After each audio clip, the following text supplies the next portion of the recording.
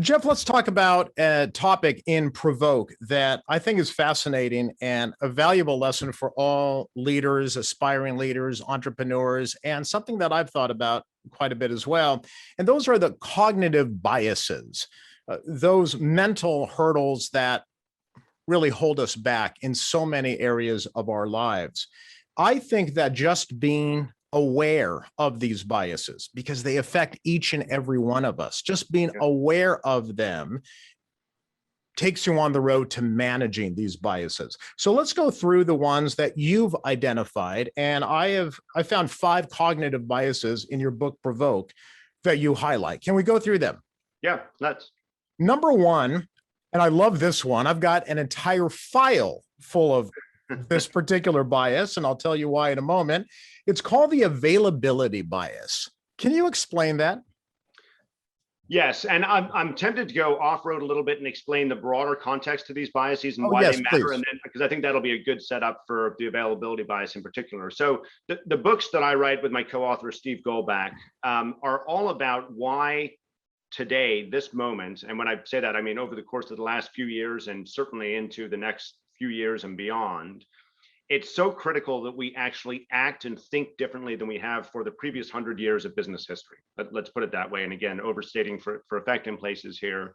But the key thing that's shifting in the world is that we have historically lived in a world of linear change where things are not perfectly predictable, but they're going to turn out within a certain band of outcomes. And we're now starting to live in a world that's impacted by exponential change. And a lot of that has to do with the power of technology and the speed of change in the technology world, but we are living through a fundamental shift.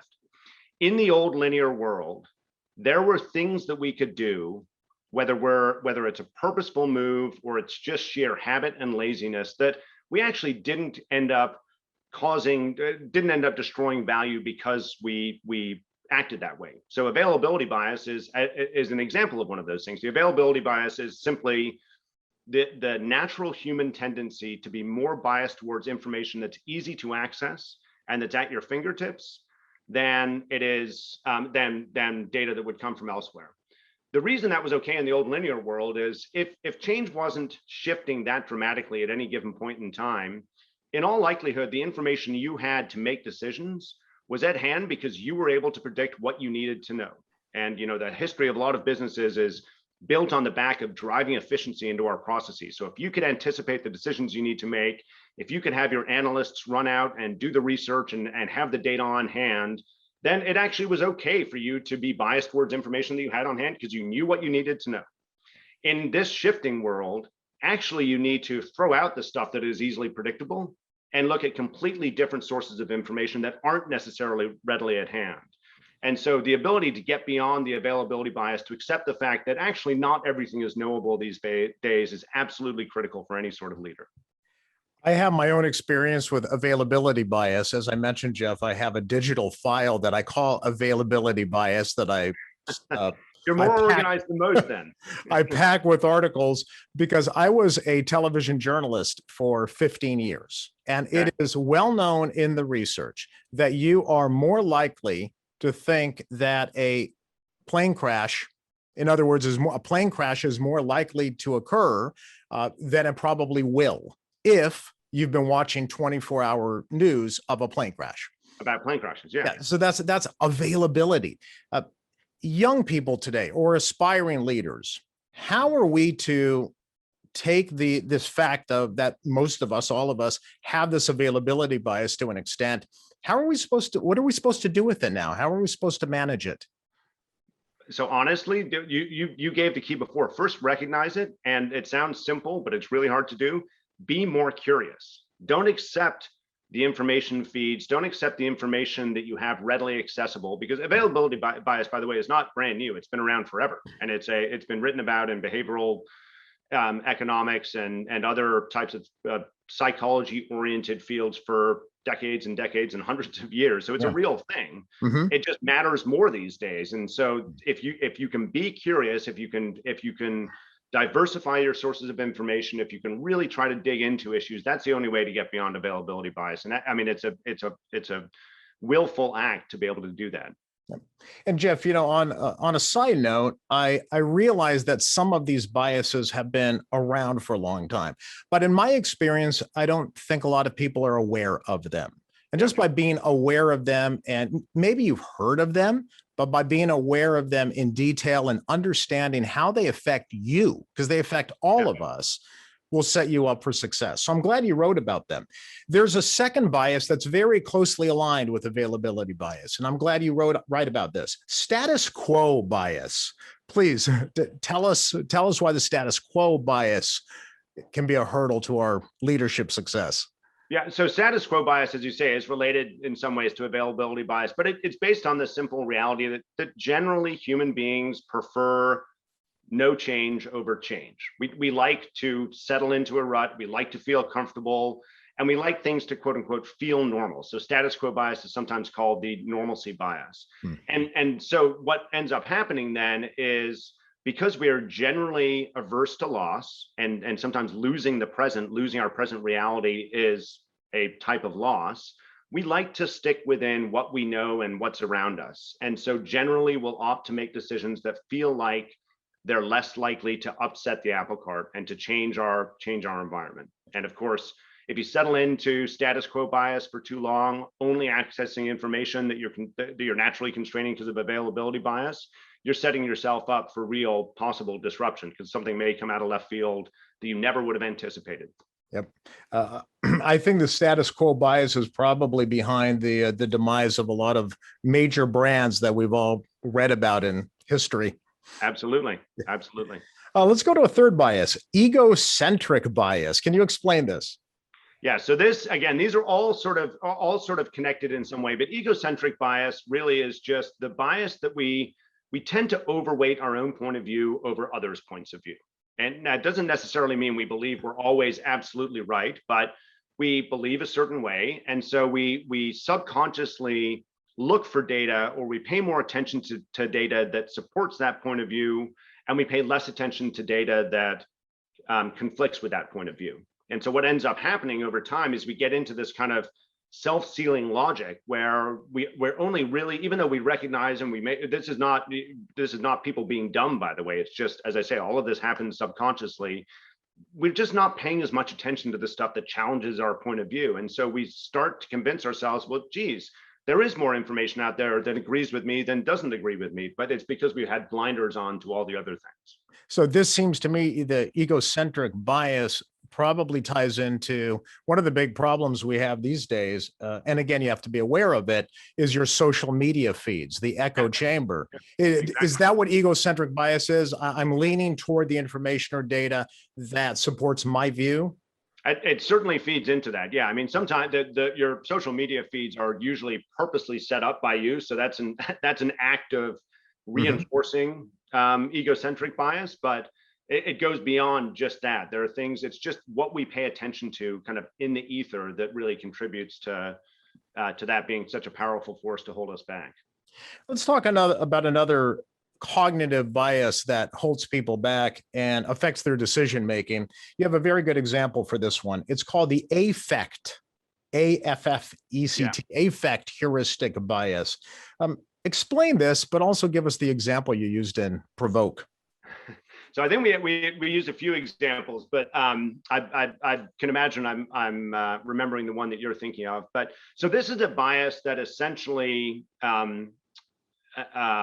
causes us to pay more attention to things that have for which we have a more intense emotional reaction. Let me put it that way. So if we confront a consideration, or if we look at some information and we're alarmed, or we get our heart beating, we're more likely to pay attention to that and do something about it than if we see something and we think, that's not that big a deal.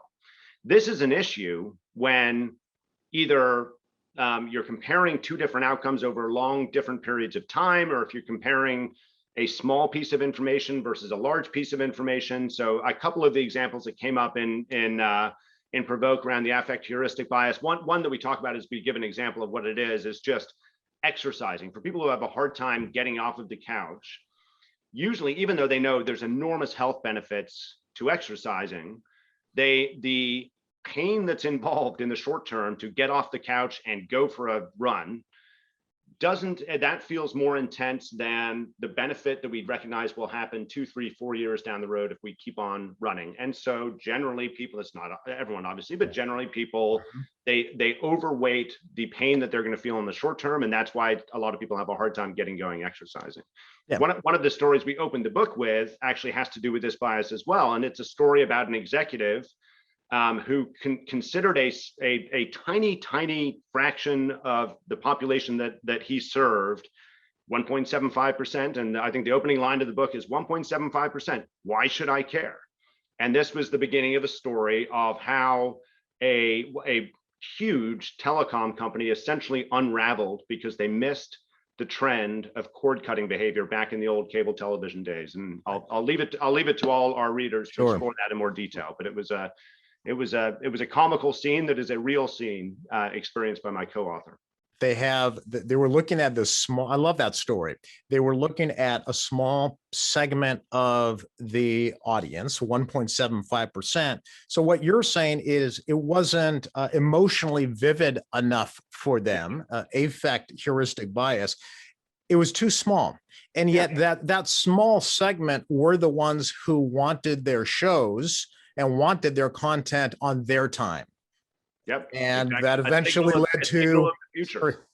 Now, if we had shown up in that same executive's office and said, "Hey, guess what? There's 85% of your population wants this," he would be alarmed. He'd say, "Geez, I got to go deal with that." His heart would have started racing because suddenly there's a brand new trend on the scene. But it's easy to ignore the small stuff when it's early in its phase change from being a matter of if to a matter of when. But that's what the book is about. Yeah, and Geoff, I can't tell you how many times this affects Silicon Valley, especially.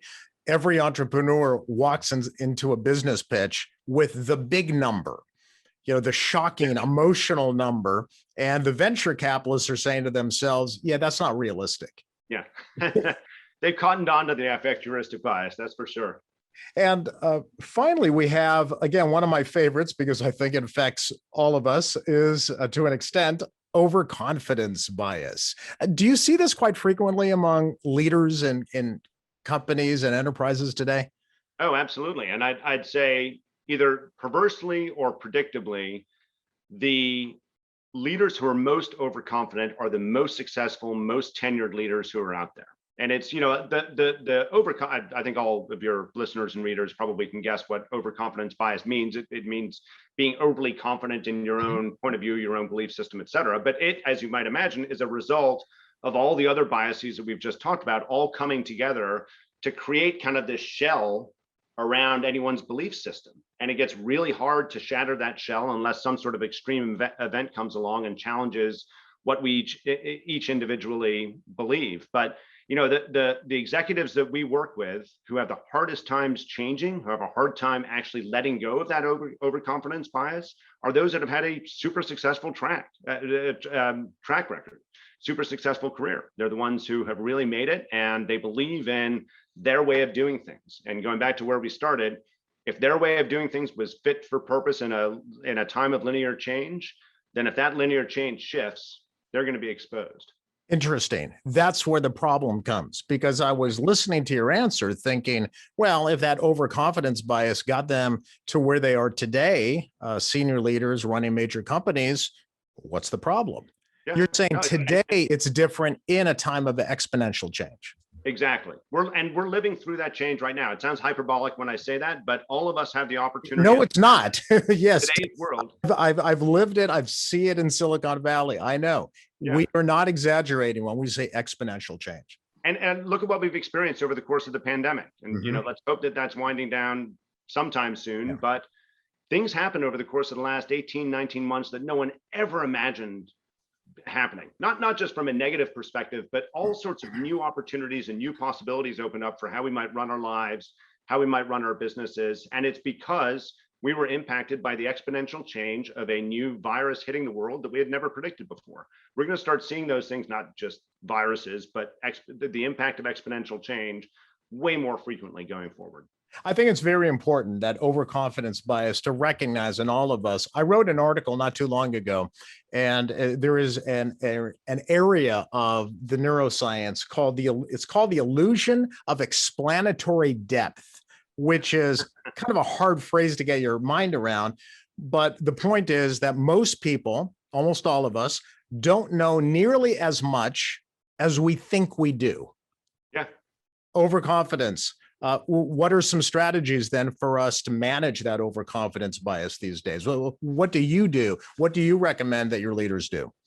So first and foremost, you've got to drive cognitive diversity into your organizations. And cognitive diversity is achieved by actually real diversity amongst your resource base. But the more you can get people with different points of view, even if they individually have biases and they believe they're overconfident in their own point of view, if you get lots of people with different points of view coming together, all with the same level of overconfidence bias, at least you're going to have differing opinions put on the table. And sure. So I don't think it's any accident that beyond all the right moral reasons to be driving for diversity in our organizations these days, I'm not surprised at all to see that be job number 1, 2, and 3 for most successful companies.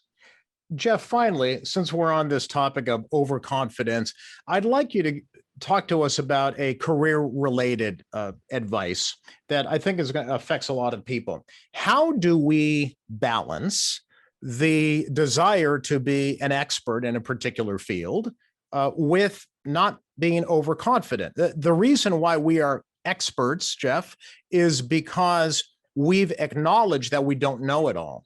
And so we're constant learners.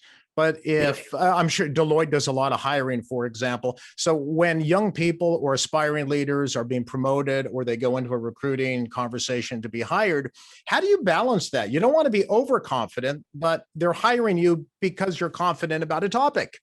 Yeah, it's a great question, and striking that balance is the trick in all of this. And if there's a catchphrase that hopefully some will remember, I try to coin it as expertise with humility.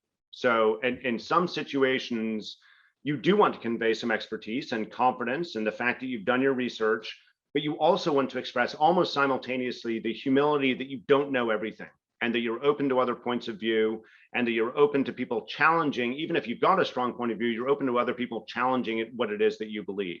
And the more that you can get the expression of that balance of expertise with humility right, the more, first of all, I think people are going to be drawn to you as a leader, because that actually is the confidence coupled with inquisitiveness and the ability to pull others in and recognize their data as well is a great leadership trait. And people will want to work with you and hopefully come and work for you if you're hiring.